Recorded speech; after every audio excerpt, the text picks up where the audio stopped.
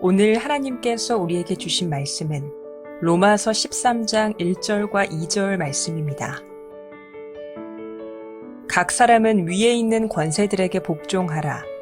권세는 하나님으로부터 나지 않음이 없나니 모든 권세는 다 하나님께서 정하신 바라.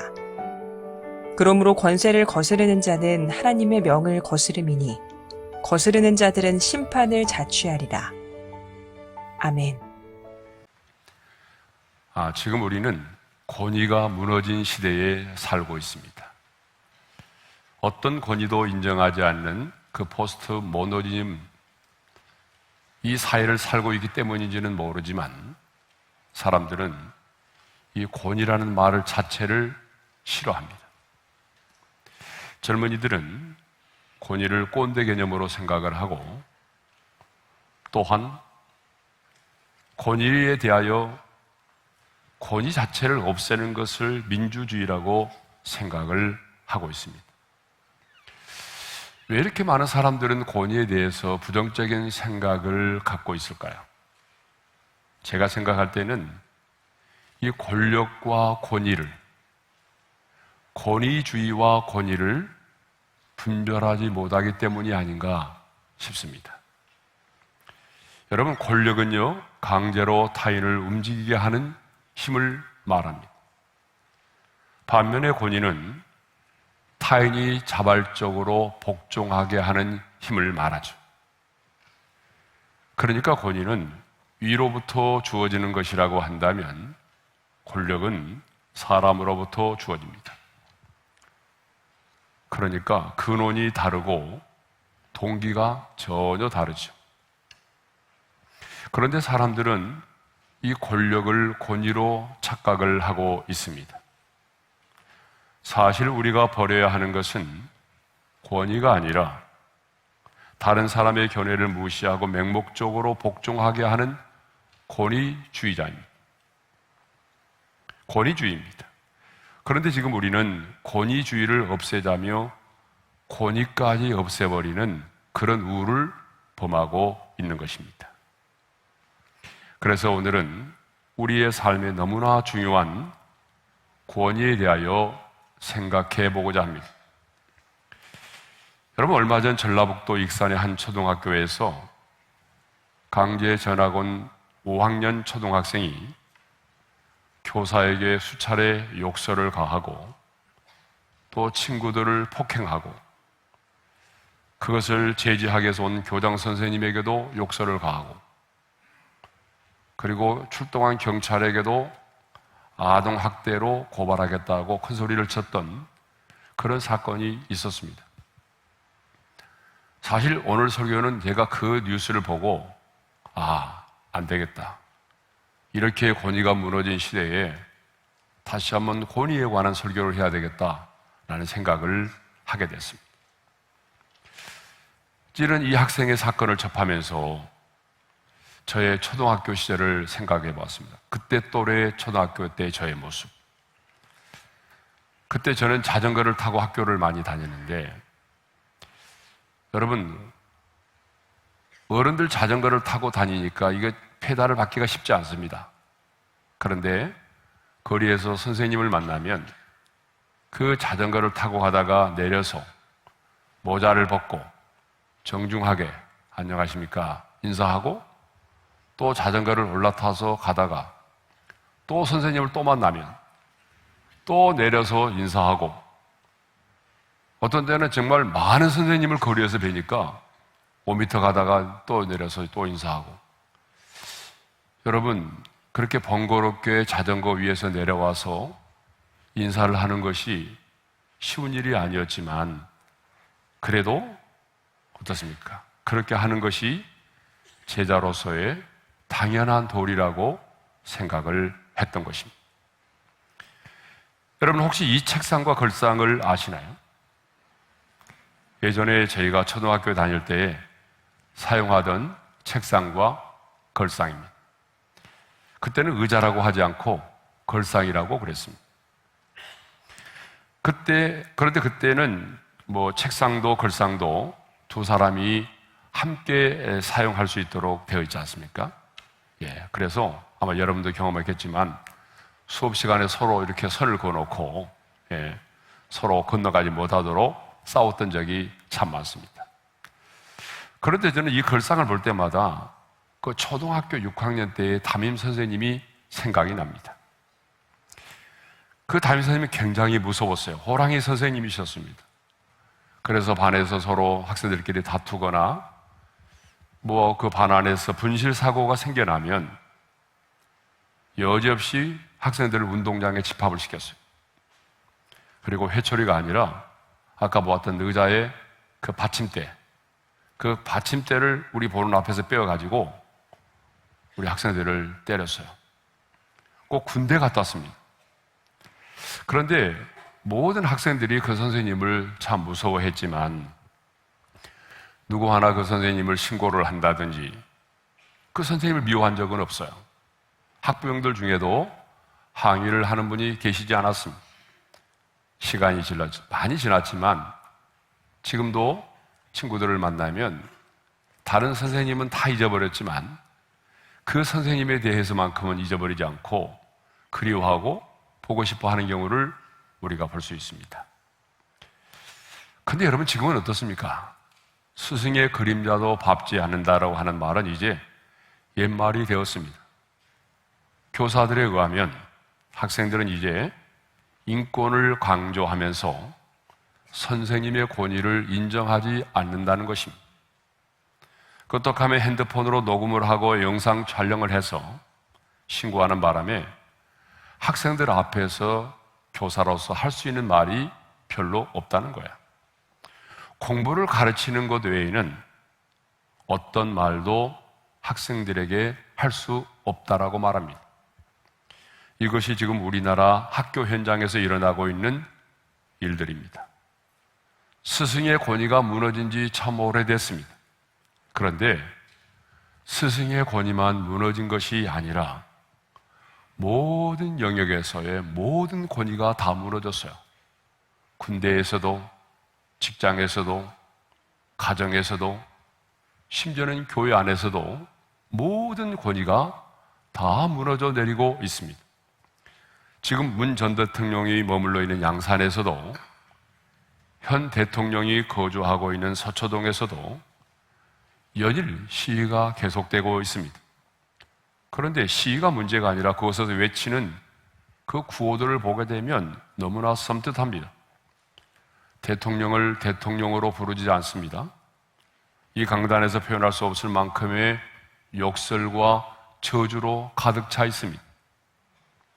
대통령의 권위뿐만 아니라 가정에서의 부모의 권위, 특히 아버지의 권위, 남편의 권위도 실종되고 있습니다. 자녀들이 태어나서 가장 먼저 경험하는 것이 가정에서의 부모의 권위입니다.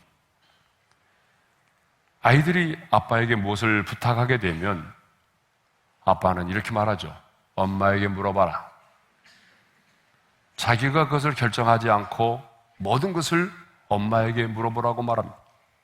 엄마에게 떠넘기죠. 가정 안에서의 아버지의 모습이 사라지고 있습니다.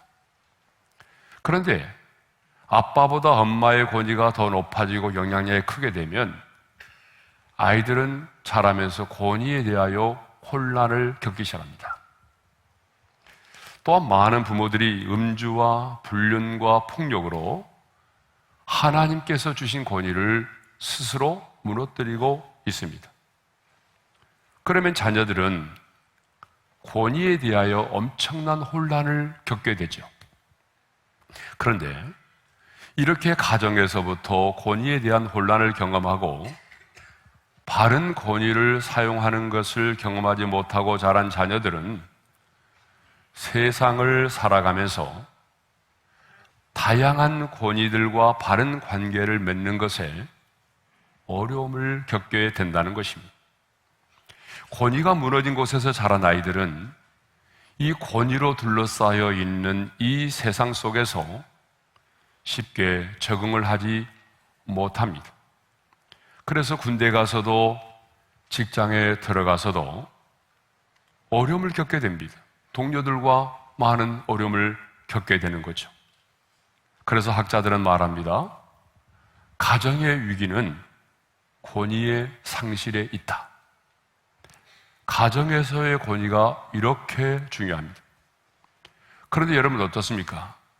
가정에서의 지금 권위가 속절없이 무너지고 있다는 거예요.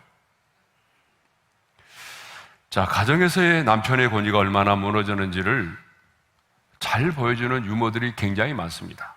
그 중에 하나를 소개하면 강큰 남자 시리즈입니다.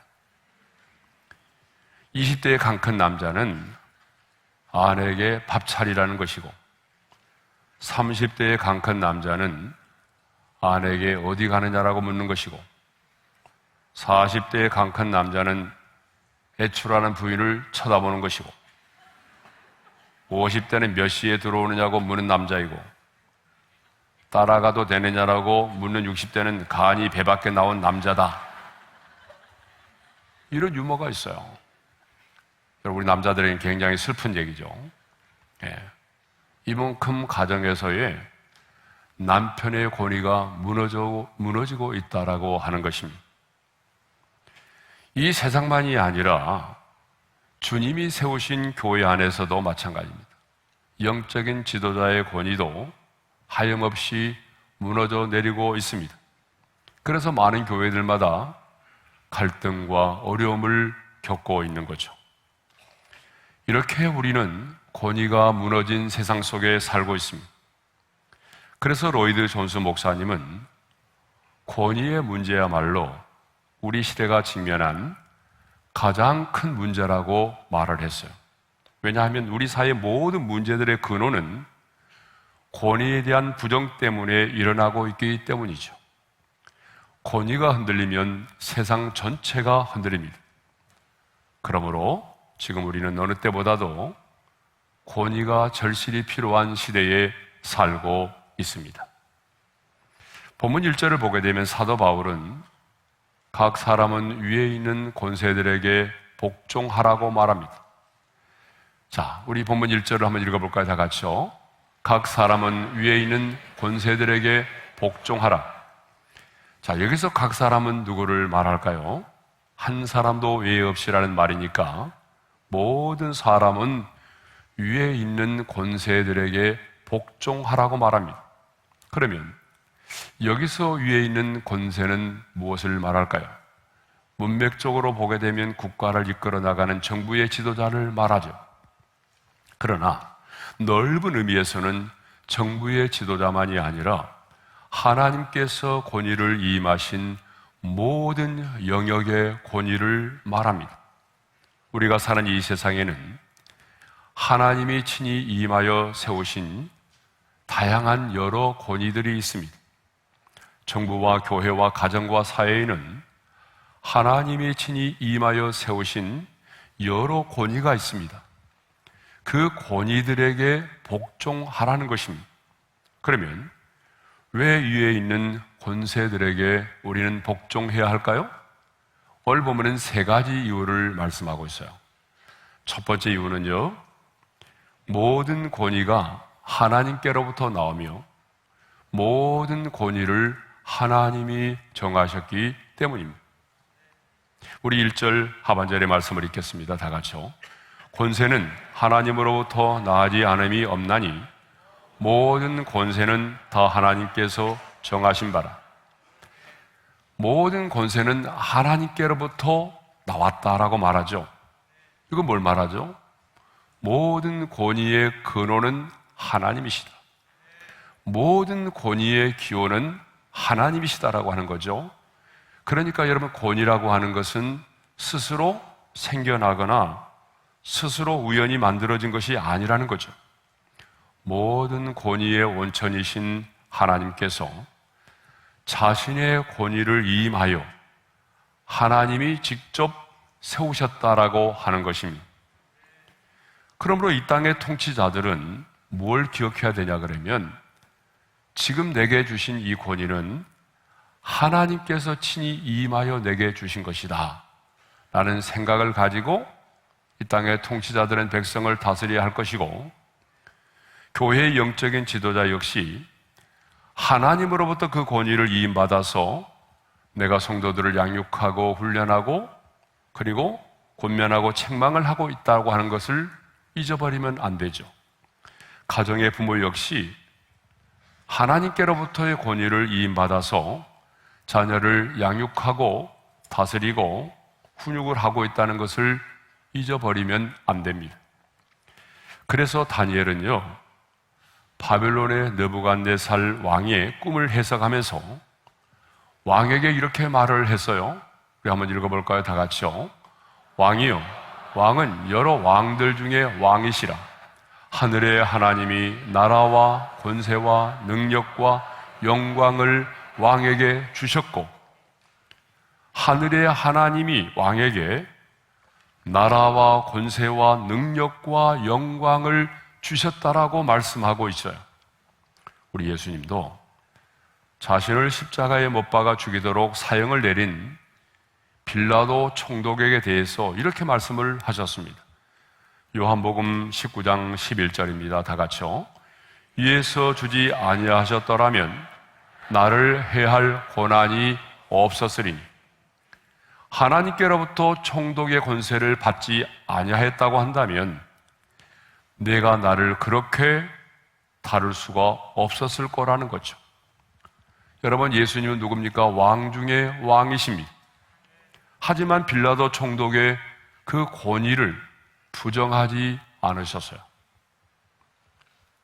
그래서 재판을 받으셨죠. 예수님이 이 땅에 계실 때에 세상의 권위를 부정한 적이 없습니다. 그래서 가이사의 것은 가이사에게 바치라고 요구를 했던 거죠. 예수님의 수제자인 베드로 역시 세상의 권위를 인정했습니다. 베드로전서 2장 17절의 말씀을 읽겠습니다. 다 같이요.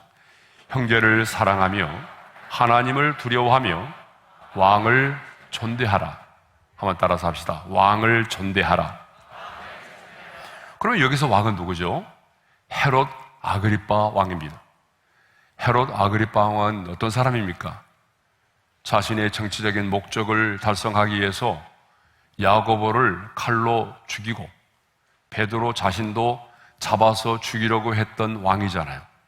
그런데 베드로는 야고보를 죽이고 자신도 잡아서 죽이려고 하는 이 헤롯 아그리빠 왕에 대해서 뭐라고 말합니까? 그 왕을 존대하라고 말합니다. 베드로는 헤롯 아그리빠 왕이라는 그 인간 자체를 보는 것이 아니라 하나님께서 그에게 주신 권위를 인정하였기 때문이죠. 우리가 잘 아는 다윗도 자신을 잡아 죽이려고 하는 사울 왕을 죽일 수 있는 두 번의 절호의 기회가 왔어요. 그렇지만 그를 죽이지 않았어요. 그를 죽이지 않았던 단 한 가지 이유가 뭐예요? 그가 하나님께로부터 기름 부으심을 받았다는 거죠. 기름 부음을 받았다는 것은 뭘 의미하냐면 하나님께서 그에게 왕으로서의 권위를 주셨다는 것을 말합니다. 다윗은 하나님께서 사울에게 주신 권위를 인정하고 순종했습니다. 성경은 영적인 지도자에게도 순종하고 복종하라고 말하죠. 히브리서 13장 17절입니다. 다 같이요. 너희를 인도하는 자들에게 순종하고 복종하라. 왜요? 하나님께서 그에게 주님께서 세우신 교회의 양떼들을 어때요? 먹이고 칠 수 있는 권위를 임하셨기 때문이죠. 또 성경은 자녀들에게도 너희 부모에게 뭐라고 말합니까? 순종하라고 말하죠. 그러므로 우리는 부모가 좀 부모답지 않아도 부모가 나에게 많은 유산을 남겨주지 않았을지라도 부모님의 권위에 순종해야 합니다. 왜냐하면 하나님께서 우리 부모에게 자녀를 양육하고 훈계할 수 있는 권위를 주셨기 때문에 그렇습니다. 그러면 우리는 불의를 행하고 하나님의 나라를 대적하는 그 권세자들에게도 무조건 복종하는 삶을 살아야 합니까? 아마 여러분들의 설교를 들으면서 이런 의문이 들었을 거예요. 아닙니다. 여러분, 우리가 복종해야 될 권세자가 있고 복종하지 말아야 할 권세자가 있습니다. 그래서 여러분 본문도 자세히 들여다보게 되면 하나님으로부터 권위를 이임받은 직임으로서의 권세를 말하였지 사람으로서의 권세자들이라고 말하지 않았어요. 본문을 다시 한번 읽어볼까요? 다 같이요. 각 사람은 위에 있는 권세들에게 복종하라. 권세는 하나님으로부터 나지 않음이 없나니 직임으로서의 권세를 말하고 있지 사람으로서의 권세자들을 말하고 있지 않아요. 권세를 가진 자들 중에는 하나님을 대적하고 불의를 행하며 하나님의 뜻을 거스르는 권세자들이 있습니다. 그렇다면 우리는 이런 권세자들에게는 어떻게 해야 될까요? 복종해서는 안 되죠. 다니엘의 세 친구들을 볼까요? 자, 바벨론의 느부갓네살 왕이 금으로 신상을 만들어 놓고 거기에 엎드려 절을 하도록 강요했습니다. 하지만 다니엘의 세 친구들은 왕의 명령을 거역했습니다. 엎드려 절하지 않았어요. 다니엘 3장 18절의 말씀을 읽겠습니다. 다 같이요. 우리가 왕의 신들을 섬기지도 아니하고 왕이 세우신 금신상에게 절하지도 아니할 줄을 아옵소서. 그들은 하나님의 명령에 순종하기 위해서 왕의 명령에 순종하지 않았던 것입니다. 하지만 그들은 중요한 것은 그럼에도 불구하고 그 왕을 무시하거나 비난하지 않았다는 것입니다. 순종할 수 없었어요. 순종하지 않았어요. 그렇지만 그 왕에 대해서 비난하거나 무시하지 않았습니다. 예우를 갖추어서 느부갓네살 왕을 왕이라고 불렀습니다. 그러므로 우리도 권세를 잡은 자가 좀 연약하고 허물이 있고 부족하더라도 하나님이 세우신 권세를 인정하고 복종해야 합니다. 그러나 하나님을 대적하고 하나님의 뜻을 거스르게 하는 권세자라면 우리는 복종해서는 안 되죠. 예수님의 제자들도 마찬가지입니다. 그들은 하나님을 대적하는 권세에게 순복하지 않았습니다. 만일 그들이 예수님의 이름으로 말하지도 말고 예수님의 이름으로 가르치지도 말라라고 하는 그 종교 지도자들의 권위를 인정해서 만일에 순종을 했다고 한다면 어떻게 됐을까요? 기독교는 초기에 사멸되고 말았을 것입니다. 우리 개신교를 뭐라고 말하냐면 프로테스탄트라고 말합니다. 여러분, 이 말의 뜻은 저항하는 자라는 거예요. 당시에 여러분 루터가 로마의 그 부패한 권력에 대해서 저항했던 것처럼 우리 프로테스탄트는 이 시대를 살아가면서 저항하는 자입니다. 무엇에 대하여 저항하는 자입니까? 창조의 질서를 부정하고 하나님의 나라를 대적하고 불의를 행하는 자들에 대해서는 저항하는 자입니다. 하지만 그렇지 않다면 인간의 약함과 실수에 있어도 우리는 그 권위를 인정하고 복종해야 한다는 사실입니다. 자, 우리가 왜 그렇게 권위를 중요하게 여기고 그 권위 앞에 복종해야 합니까? 지금까지 살펴본 것이 뭐죠? 모든 권위는 하나님께로부터 나오고 그 모든 권위를 하나님이 정하셨기 때문이라는 거예요. 두 번째입니다. 왜 우리가 권위를 인정하고 그 권위 아래 복종해야 합니까? 그것은 질서 때문입니다. 우리가 사는 세상은 권위가 무너지면 질서가 무너지게 되어 있습니다. 여러분, 권위가 무너지면 국가의 질서도, 이 사회의 질서도, 가정의 질서도, 모든 공동체의 질서도 무너지고 맙니다.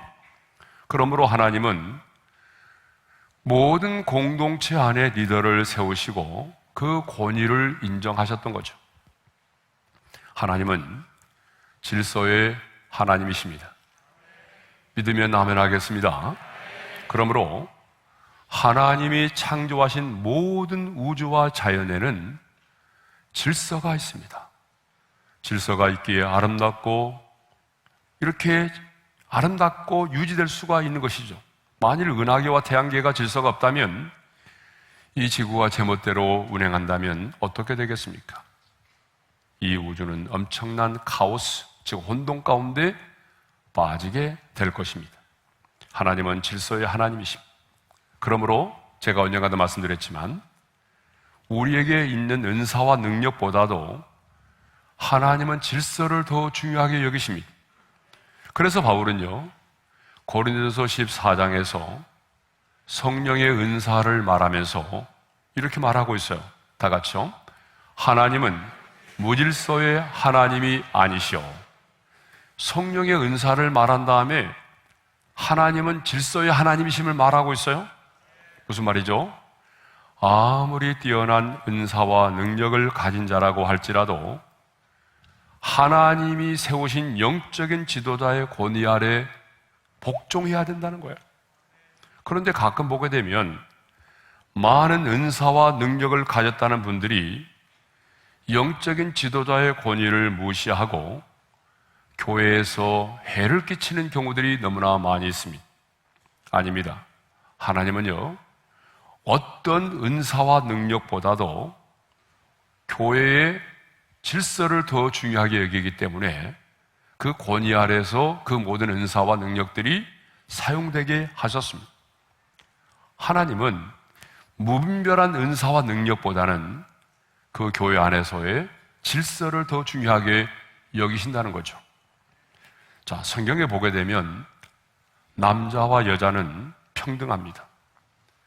그럼에도 불구하고 남자를 여자의 머리로 두셨다라고 말씀하고 있어요. 여기서 머리는 뭘 말하죠? 권위를 말하는 거예요. 그러면 왜 하나님께서 가정에서의 남자를 머리로 두셨을까요? 여러분, 가정의 머리가 둘이 되면 혼란스러워지는 거죠. 한 가지 이유 때문에 그렇습니다. 가정에서의 질서를 위해서라는 거죠. 하나님은 가정에서의 질서를 위해서, 그래서 남자를 여러분 그 가정의 아내의 머리로 두신 겁니다. 부족해서가 아니에요. 성경은 남자와 여자는 평등하다라고 분명히 가르치고 있어요. 권위가 무너지면 국가의 질서도 무너지고, 가정에서의 질서도 무너지고, 직장에서의 질서도 무너지고 맙니다. 그래서 하나님은 모든 국가와 가정과 공동체 안에 리더를 세우신 것입니다. 하지만 사탄 마귀는 질서를 파괴하고 권위에 도전하라고 말합니다. 여러분, 이것이 바로 사탄이 노리는 전략입니다. 사탄이 노리는 전략은 뭐냐 그러면 질서를 파괴하고 모든 권위에 도전하라는 것입니다. 그래서 많은 사람들로 하여금 인권과 민주주의라는 미명 아래 하나님이 세워놓으신 그 권위를 부정하게 만듭니다. 그래서 마침내 혼돈과 무질서의 세계를 만들려고 하는 거죠. 그렇게 되면 사람들은 사사시대처럼 자기의 소견에 옳은 대로 행하게 되는 거죠. 그래서 사탄이 역사하는 곳에는 언제나 질서가 무너지고 혼돈이 찾아옵니다. 이것이 바로 사탄이 역사하는 곳입니다. 사탄이 역사하는 곳에는 언제나 질서가 무너지고 혼돈이 찾아오게 되어 있습니다. 예? 그러므로 우리는 누가 뭐라고 해도 질서를 무너뜨리고 파괴하는 것은 사탄의 역사인 걸로 믿습니다. 하나님은 질서를 위해서 권위를 인정하고 복종할 것을 요구하고 있는 겁니다. 세 번째로, 하나님의 심판 때문에 그렇습니다. 오늘 본문 2절의 말씀을 읽겠습니다. 다 같이요. 그러므로 권세를 거스르는 자는 하나님의 명을 거스름이니 거스르는 자들은 심판을 자취하리라. 하나님이 세우신 권세를 거스르는 것은 하나님의 명을 거스르는 것이기 때문에 하나님이 심판하시겠다는 말씀이죠. 주님이 이렇게 말씀하시는 것을 보게 되면 하나님이 그만큼 권위에 대하여 중요하게 다루고 계심을 우리가 알 수가 있습니다. 성경을 보게 되면 하나님이 세우신 권위를 인정하지 않고 불순종하여 하나님의 심판을 자초한 사람들이 얼마나 많은지 모릅니다. 대표적으로 민수기 12장을 보게 되면 하나님의 사람 모세가 어느 날 구스 여자를 아내로 취하였습니다. 이스라엘의 지도자인 모세가 그것도 이방 여자, 흑인 여자를 아내로 얻게 되자 그 누나 미리암과 형 아론이 그것을 비방을 했어요. 아니 어떻게 이방 여자 그것도 흑인 여자를 아내로 취하냐고. 그런데 그 일로 인해서 미리암이 한센병에 걸리는 하나님의 심판을 받았습니다. 민수기 16장을 보게 되면 고라와 다단과 아비람은 이스라엘의 지도자인 모세와 아론의 권위에 도전하였다가 땅이 갈라져 삼킴으로 죽임을 당하는 심판을 자초하였습니다. 창세기 9장을 보게 되면 노아의 아들들이 나오죠.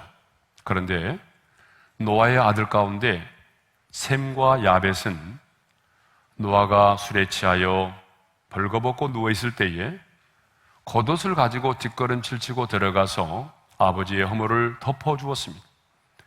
하지만 아들 함은 아버지의 허물을 까발리며 돌아다녔습니다. 그런데 하나님은 아버지의 허물을 덮어주며 아버지로서의 권위를 인정했던 두 아들을 축복하셨습니다. 그러나 아버지의 권위를 무시하였던 함은 그 후손들이 저주를 받았습니다. 아버지의 옳고 그름을 떠나서 아버지의 권위를 인정한 아들은 축복하시고 아버지의 권위를 인정하지 않은 자식은 하나님이 저주하셨다는 거예요. 자, 이런 하나님의 심판을 보게 되면 하나님이 세우신 권위를 인정하지 않고 복종하지 않는 것이 얼마나 크고 무서운 죄인가를 우리가 알 수 있습니다. 그러므로 우리는 하나님께서 세우신 그 권위를 인정하고 복종할 줄 알아야 합니다. 그런데요, 사람들은 이런 생각들을 갖고 있는 것 같아요. 권위를 무시하면 내가 좀 더 자유롭게 될 것처럼 생각해요. 또한 권위에 복종하는 삶을 살게 되면 나만 더 많은 손해를 볼 것이라고 생각을 해요. 내가 저분의 권위에 복종하게 되면 내가 그만큼 자유를 잃게 되고 또 많은 어려움과 손해를 당하게 될 것처럼 생각해요. 그러나 여러분, 아닙니다. 아담과 하와를 보십시오. 그들은요, 더 많은 자유를 얻고자 하나님의 권위에 도전하지 않았습니까? 하나님의 간섭을 받지 않고 내가 내 인생의 주인 되는 인간의 나라를 만들기 위해서 선악과를 따먹었잖아요. 선악과를 따먹었다는 건 뭐예요? 하나님의 권위에 도전한 거죠. 그런데 결과가 어떻게 됐습니까? 정말 더 많은 자유를 얻게 되었습니까? 아닙니다. 결국 에덴 동산에서 추방을 당했습니다. 축복을 누릴 수 없게 되었습니다. 더 이상 하나님의 보호하심의 축복을 받지 못하게 됐어요. 그렇습니다. 우리가 하나님이 세우신 권위를 인정하지 않고 도전하면 더 자유로워질 것 같지만 결과는 방종에 이르게 되는 것입니다. 그리고 더 놀라운 사실은 사탄이 합법적으로 나를 지배할 수 있도록 내 자신을 내어주는 것이 되는 것입니다. 그리고 하나님의 보호하심의 축복을, 그리고 공급하심의 축복을 더 이상 받아 누리지 못하게 되는 거죠. 그것을 보여주는 사람이 누구예요? 아담과 하와입니다. 사랑하는 성도 여러분, 지금 우리는 권위가 무너져 내린 시대에 살고 있습니다. 그러나 하나님은 권위를 중요하게 여기십니다. 그러므로 우리는 그 사람의 성격이 마음에 들든지 들지 않든지 간에 하나님께서 임하신 그 권위를 내가 인정하고 그 권위에 복종하는 삶을 살아야 합니다. 그리고 하나님이 우리에게 주신 그 권위를 회복해야 합니다. 가정에서의 남편의 권위를 회복하시고 부모의 권위를 회복하셔야 됩니다. 하나님께서 여러분에게 임하신 그 권위를 회복하셔야 됩니다. 교사는 교사로서, 직장에서의 상사는 직장에서의 상사로서의, 영적인 지도자는 영적인 지도자로서의 권위를 회복해야 하는 것입니다. 하나님이 요구하는 것은 권위 아래에 우리가 복종할 뿐만 아니라 다양한 권위를 가진 하나님의 사람들이 그 권위를 회복하는 것입니다.